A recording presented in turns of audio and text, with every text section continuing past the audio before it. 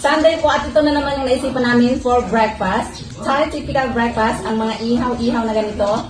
Sitaw salad with bagoong, papaya salad with fermented crab, at ito pong sticky rice.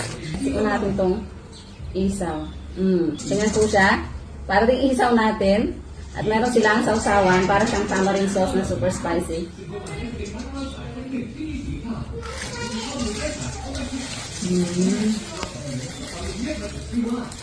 Ang sarap.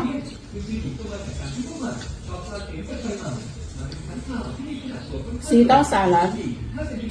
Maraming sili.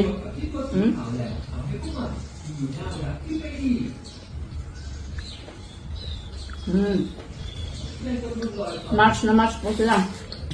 And of course, repolyo.